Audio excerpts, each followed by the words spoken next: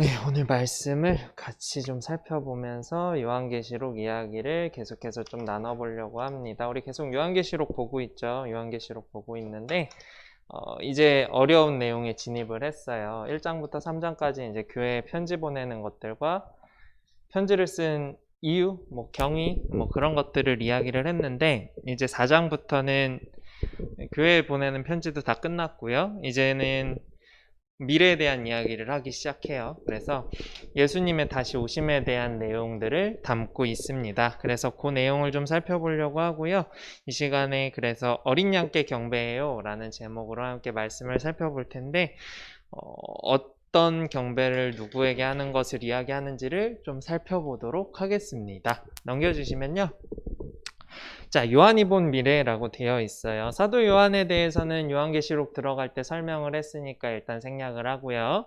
생략을 하고 요한이라는 사람이 본 미래를 이제 이야기하는 게 4장부터 펼쳐져요. 약간 판타지예요. 4장부터는 우리가 요즘 흔히 말하는 SF 공상, 약간 판타지스러운 느낌들이 있어요. 왜냐하면 요한이 본인이 환상을 본 것을 그대로 적는 거라서 일반적인 현실성과는 사뭇 떨어져 있는 느낌의 내용들이 이제 4장부터 쭉 나와서 말이 어렵고요. 여기서 나오는 내용들이 무슨 말인지 잘 이해 못할 수 있는 부분들이 많은데 결국은 요한이 말하고자 하는 핵심적인 내용은 우리가 예전에 요한계시록 맨 처음 할 때 살펴봤던 것처럼 예수님께서 오실 거다. 반드시 오신다. 그러니까 우리는 잘 기다리자. 이러한 내용을 담고 있다는 것만 우리가 머릿속에 잘 생각하면서 가시면 아마 이 내용들도 어렵지 않게 볼 수 있지 않을까라는 생각이 들어요. 요한계시록이 참 어려워요.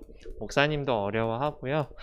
웬만하면 설교하고 싶지 않은 본문 중에 하나가 요한계시록이에요. 그만큼 어려워요. 미래에 대해서 풀어야 되는 것들도 많고 잘못 전할 수 있는 가능성이 굉장히 많아서 그리고 우리가 말씀을 통해서 살펴봤던 것처럼 목사님도 이제 옳지 않은 것들 좀 바르게 교정하고 이런 거를 좋아하는데 요한계시록은 뭐라고 설명해야 될까요? 교정을 하려면 한도 끝도 없어요. 이게 어떻게 될지 모르는 미래일을 다루고 있는 거기 때문에 알 수 있는 한도 내에서 같이 이야기를 나누는 것이 최선이 아닐까. 왜냐면 이건 아직 벌어지지 않은 일이거든요. 이제 요한계시록 3장까지는 이미 벌어진 일들이에요.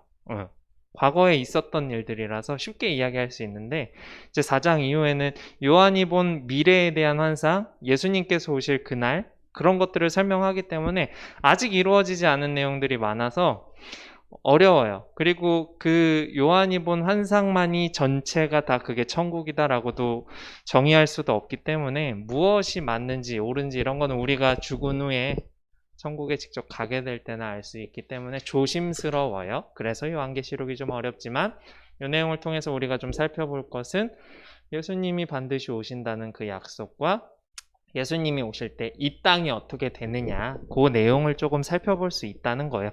그리고 지금도 학자들마다 의견이 많이 달라요. 예수님 오시면 이 땅 어떻게 되냐에 대해서 많은 학자들이 여러 가지 가설을 세우죠.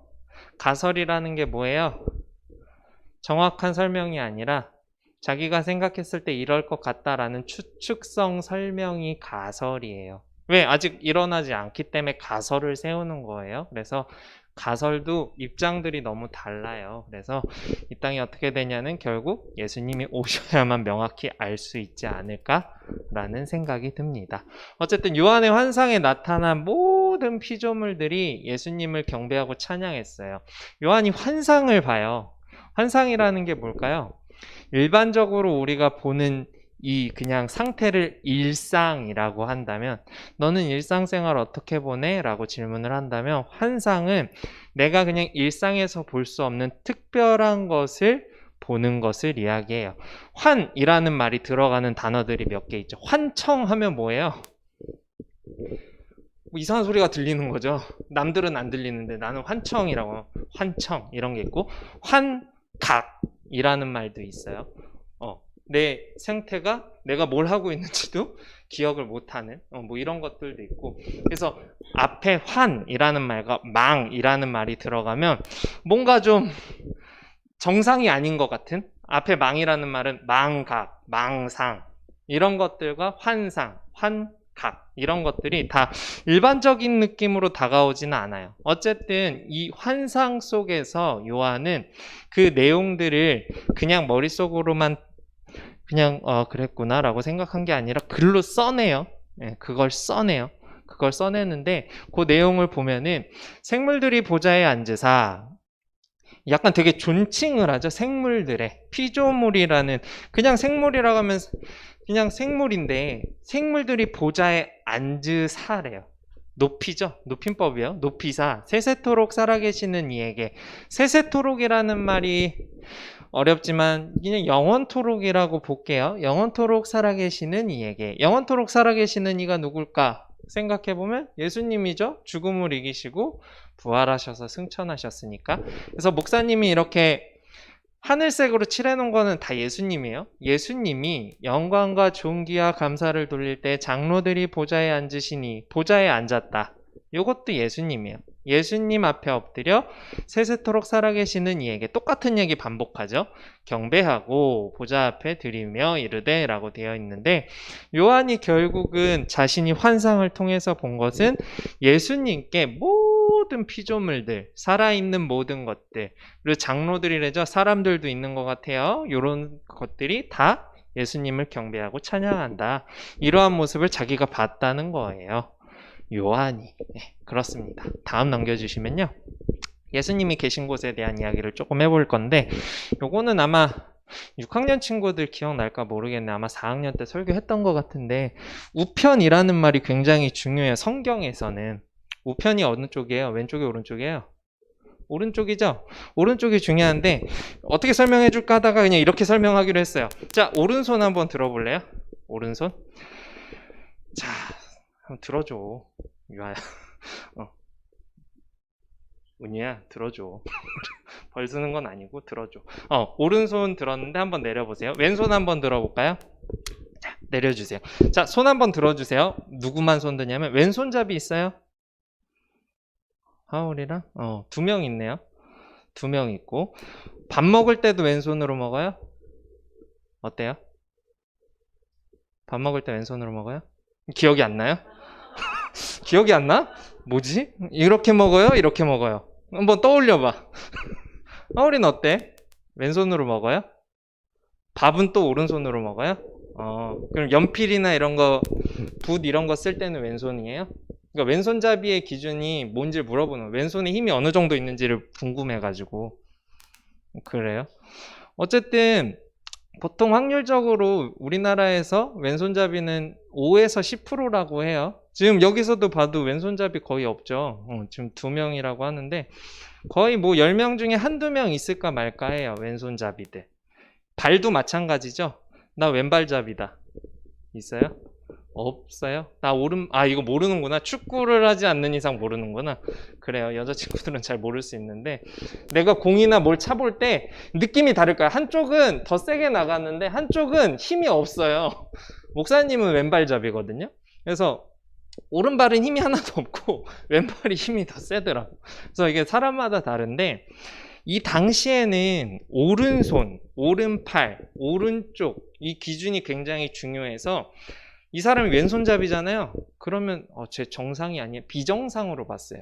오늘날 사람들은 왼손잡이라 그런다고 해서 어떻게 생각해요?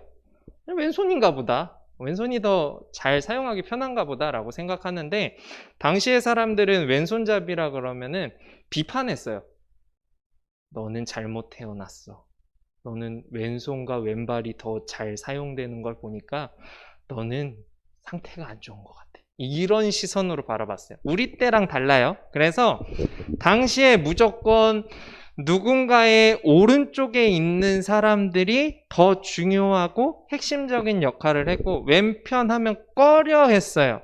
왼쪽에 서는 걸 별로 안 좋아했어요. 왼쪽 이런 걸 싫어했어요. 그래서 사사 중에 누구예요? 왼손. 응? 자신감이 없어요. 맞아. 누구라고요? 에옷이 왼손 사자잖아요. 왼손 사자. 왼손 사자? 왼손 사사잖아요.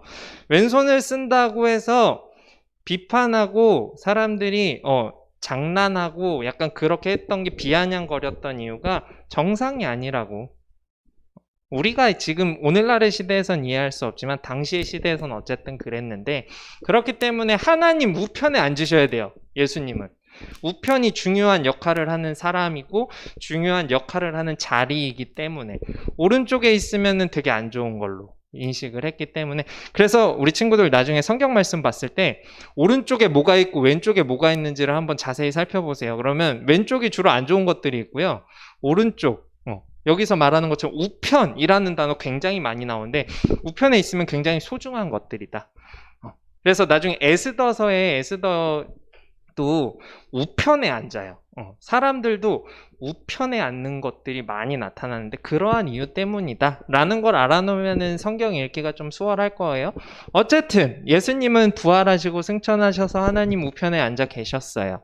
그래서 보면 마지막에도 예수님은 죄를 위하여 영원한 제사를 드리시고 하나님 우편에 앉으셨다라고 이야기를 하고 있습니다. 다음 넘겨주시면요. 아까는 이제 우편에 대한 이제 일반적인 과거와 현재 개념으로서의 의미를 이야기했다면, 이제 성경에서의 우편은 신분. 우편에 있으면 동등한 조건을 거의 의미해요. 그렇기 때문에 동일한 하나님, 예수님과 하나님은 삼위일체로서 하나의 한 분이시죠? 네, 그걸 의미하고요. 두 번째로 구원자시다. 도움을 줄 수 있는 약간 그런 의미로서 해석이 되거든요. 우편에 있는 자가. 그래서 구원자로서의 모습을 보여주신다. 그래서 1번의 신분의 의미로서 우편을 보면 하나님 우편에 계시니 모든 것들이 예수님께 복종했다라고 되어 있죠. 1번의 의미요. 하나님처럼 복종하더라. 1번의 신분의 의미고, 2번의 이제 구원자의 의미로서는 주께 피하는 자들에게 일어나 치는 자들에게서 오른손으로, 손도 오른손이죠? 왼손이 아니에요. 오른손이에요. 오른손, 오른쪽, 오른편, 이런 것들이 중요하다. 그래서 구원하시는 주여, 오른손으로 구원한대요. 그러면 왼손은 구원 못하나?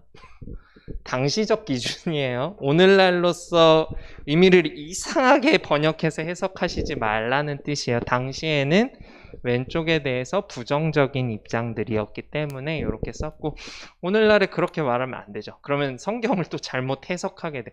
왼쪽에 있으면 무조건 나쁜 거네? 아니에요. 그래서 어쨌든 오른손으로 구원하시는 주여, 주의 기이한 사랑을 나타내소서라고 되어 있습니다. 오른쪽의 개념 잘 알겠죠? 다음 넘겨주시면요.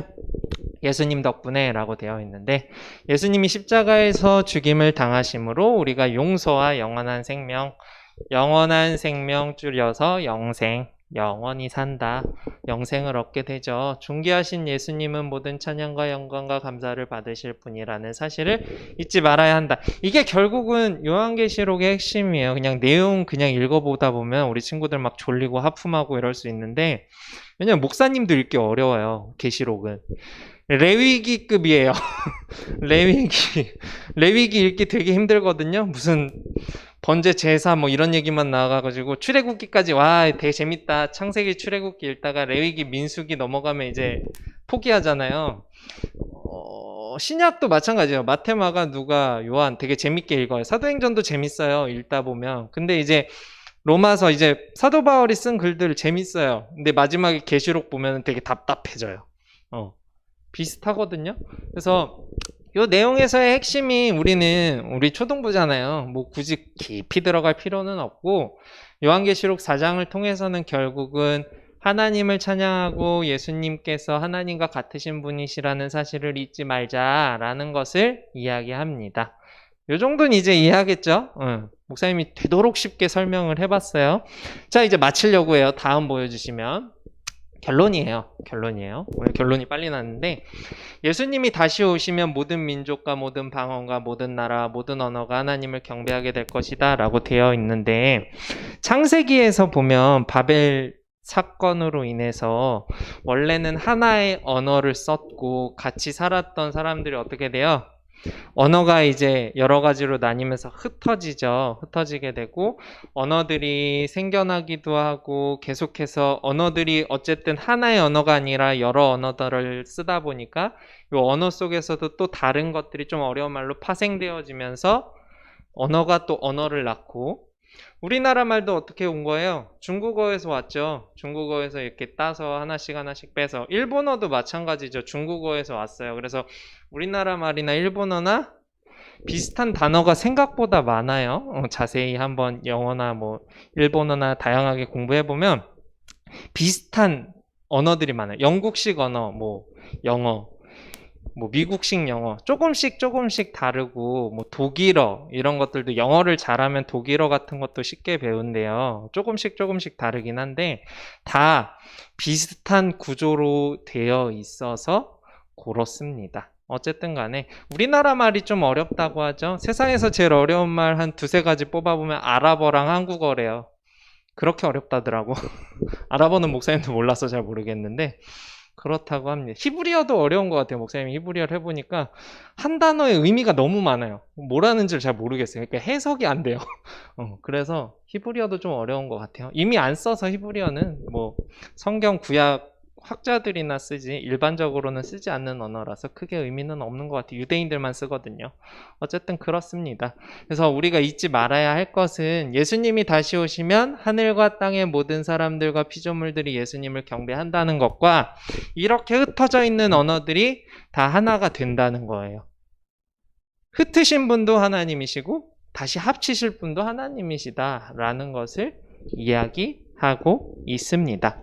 우리는 결국 그래서 해야 할 것이 무엇이냐라고 했을 때 다시 오실 예수님을 기대하며 소망하며 살아가야 한다라고 하는데 우리 때 안 올 수도 있어요. 벌써 2000년 흘렀잖아요. 우리가 죽은 후에 오실 수도 있어요. 우리 때 오시면은 좋다고 하는 친구도 있을 것 같고 저 좀 더 살고 싶어 하는 친구도 있을 것 같긴 한데 어쨌든 우리 때 올 수도 있고 또 시간이 흘러서 한 1000년 후에 오실 수도 있고 우리는 알 수는 없지만 그때를 소망하면서 우리가 그냥 잊지 말고 살아가야 할 것은 예수님 오시겠구나 라는 것과 예수님 지금은 하나님 우편에 앉아 계시는구나. 누구로서? 하나님과 동등한 신분으로서 우리의 구원자로서 때와 시기를 살피시며 우리를 항상 지켜보고 계신다는 그 사실을 우리는 잊지 말아야 한다라는 겁니다. 언제나 함께 하세요. 우리는 그 사실을 잊고 살아가는데 언제나 함께 하신다는 사실 잊지 마시고 힘들 때나 기쁠 때나 슬플 때나 언제나 함께 가시는 하나님을 찬양하고 예수님을 기억하며 믿음으로 승리할 수 있는 우리 초등부 친구들이 되기를 간절히 소망합니다. 목사님이 말씀을 위해서 또 헌금을 위해서 기도할게요. 사랑의 하나님 감사합니다. 오늘 말씀을 통해서 우리가 왜 예수님을 경배하며 찬양해야 하는지를 생각해 보게 됩니다. 요한의 환상 속에 나타나신 예수님, 우리가 예수님을 우리도 똑같이 요한과 같이 환상에서 볼 수 없을지라도 우리가 예수님께서 하나님 우편에 계신다는 사실을 잊지 않고 하나님과 동일하신 예수님, 구원자이신 예수님을 언제나 사랑하고 믿으며 나아가는 친구들 되게 해주세요. 우리가 죽기 전에 오실 수도 있고 우리가 죽은 후에 오실 수도 있지만 그것이 중요한 것이 아니라 우리가 예수님을 정말 믿느냐라는 그 믿음이 중요하다는 사실을 잊지 않게 하시고 우리의 믿음이 연약해질 때가 너무 많은데 힘들고 이 악한 세상에서 우리가 믿음으로 승리할 수 있도록 함께 해주시고 지혜 주시고 인도해 주세요. 헌금 드린 친구들의 손길도 기억하여 주시고 헌금이 사용되어질 때에 예수님께서 정말 함께 하신다는 사실을 깨닫게 되는 곳들에 잘 사용되게 하시고 그 사용되어지는 것들을 통해서 예수님을 믿는 사람들이 더욱 많아지기를 간절히 기도하오니 함께 해주시고 은혜를 더해 주세요. 감사드리며 예수님의 이름으로 기도합니다. 아멘.